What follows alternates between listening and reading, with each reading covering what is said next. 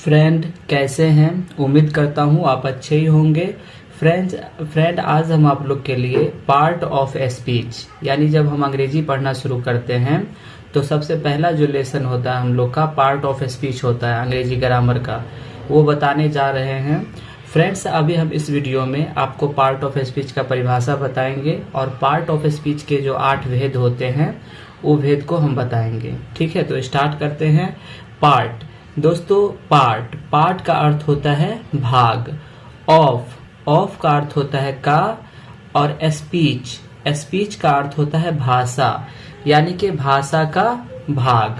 ठीक है, तो अब इसका परिभाषा लिखेंगे। यहाँ से पहले लिख देते हैं पार्ट ऑफ स्पीच। ठीक है, पार्ट ऑफ स्पीच।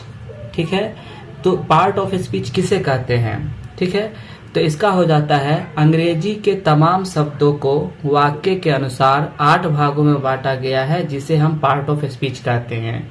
तो लिखते हैं अंग्रेजी के तमाम शब्दों को वाक्य के अनुसार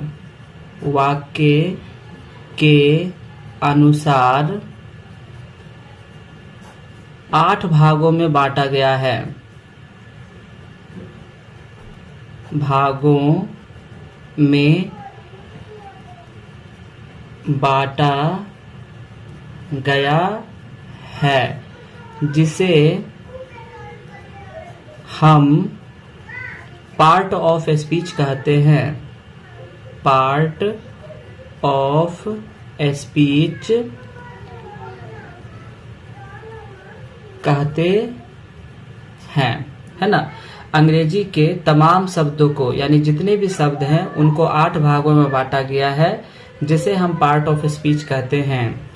8 का नाम पहला होता है नॉन, NOUN, नॉन। इसको हिंदी में बोलते हैं संज्ञा। ठीक है, दूसरा होता है प्रोनॉन, PRONOUN, प्रोनॉन। इसको बोलते हैं सर्वनाम। ठीक है, नॉन, प्रोनॉन।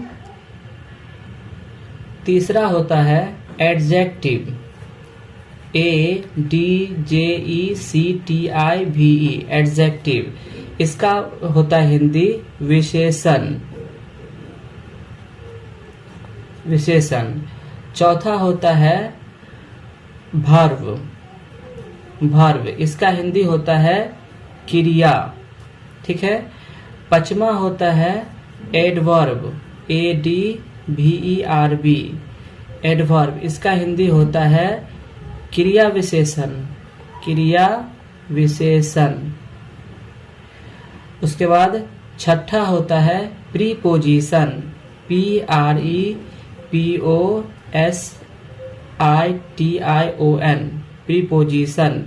इसका हिंदी होता है संबंध बोधक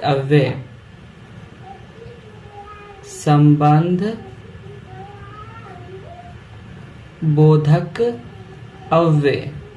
ठीक है, और इसका जो 7वां होता है कंजंक्शन, CONJUNCTION, कंजंक्शन का हिंदी होता है संयोजक बोधक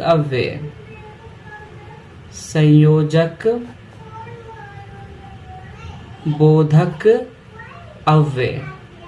ठीक है, उसके बाद इसका जो 8वां होता है, 8वां वो होता है इंटरजेक्शन, INTERJECTION, इंटरजेक्शन का अर्थ हिंदी होता है विस्मयाधि बोधक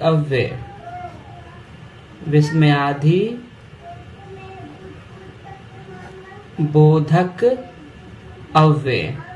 ठीक है दोस्तों, अब इसका जो पहला होता है, इसका है नॉन। ठीक है, नॉन। अब नॉन के बारे में हम पढ़ेंगे। ठीक है, तो दोस्तों नॉन, ठीक है, नॉन को हिंदी में बोलते हैं संज्ञा।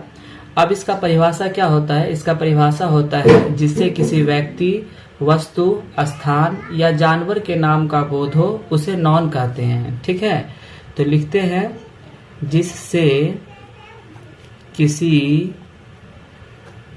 व्यक्ति,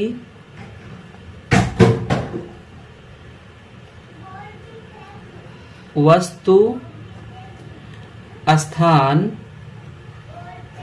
या जानवर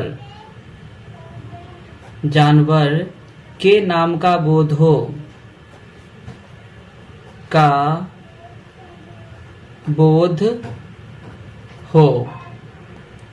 जिससे किसी व्यक्ति, वस्तु, स्थान या जानवर के नाम का बोध हो उसे नॉन कहा जाता है।